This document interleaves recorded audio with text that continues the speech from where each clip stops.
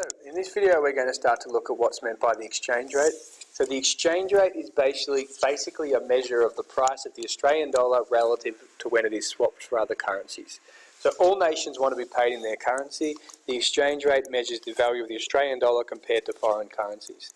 And the two main ways we measure the exchange rate: one, the Australian dollar compared to the US dollar, and two, what we call the trade-weighted index. And the trade-weighted index measures the value of the Australian dollar against a basket of our foreign currencies. And each of those currencies is weighted according to how much we trade with that country. So if we, for example, trade with China more than we trade with America, that gets a higher weighting. So when you're defining the trade-weighted index, it is the value of the Australian dollar against a basket of our foreign currencies, and I expect you to say that it's weighted according to how much we trade with each country. So as you can see, this is measuring the trade-weighted index. It's measured as an index, so it's not in dollar terms, and the trade-weighted index has started to fall in recent years. And then you can also measure it against the US dollar or the euro or the yen and so on and so forth. This is the weightings that each one's receive in the trade-weighted index. It's a little bit outdated, but as you can see that China receives the highest weighting, not because they're the biggest country, but because we trade with China more than any other country. South Africa, we barely trade with it all anymore, so they don't even get a weighting in the trade-weighted index. And then the more we trade with a country, the higher the weighting it gets in the trade-weighted index.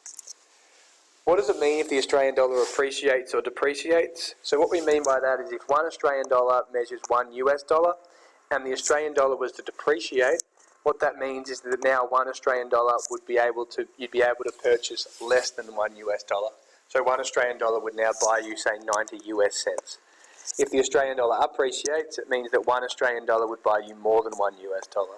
So one Australian dollar buy you $1.10 US. We're getting more purchasing power with our currency. So you may get a maths type question in your test. So for example, if one Australian dollar brought 77 US cents and a car costs $500 in Australia, is it worthwhile purchasing that car if it's going to cost you $400 in US dollars? So to work that out, what you need to do is you need to go, well, right, one Australian dollar is 77 US cents. So to work out what 400 US dollars is, you would do 400 divided by 0.77. So that for that car would be costing you $519, and therefore it would not be a good purchase for you to purchase that car because it's going to cost you more than the 500 in Australia. So you need to be able to convert the currency back into our currency. So if one Australian dollar was, say, $1.05, then what you would do, and let's say the car was costing 400 Australian dollars, to work out what it would cost in American dollars, you would do 400 divided by 1.05. And therefore it would cost less than 400 US dollars because the Australian dollar is worth more than the US dollar. So the Australian dollar is basically what we call a floating exchange rate. And floating means that it goes up and down based on the forces of demand and supply. So if there's more demand for the Australian currency, the value of the Australian dollar will go up. If there's more supply of the Australian dollar, the value of the currency will go down. And the easiest way to do these questions and to think about how it will affect the dollar is to think about how it would affect the debits and credits in the balance of payments. Anything that's going to cause more credits means that money has to be exchanged into Australian dollars, and therefore it will lead to demand for the Australian dollar, and therefore the price will go up. Anything that's going to lead to more supply of the Australian dollar or any debits in the current account is therefore going to lead to a depreciation of the Australian dollar. So any imports, just think of all the debits in the current account or any debits in the financial account. And there'll be supply of the dollar. So for example, if Apple bring out a new product and Australians decide that they want to buy that product, that's going to lead to supply of the Australian dollar because we're going to be exchanging our money into American currency. That's going to lead to a depreciation of the dollar.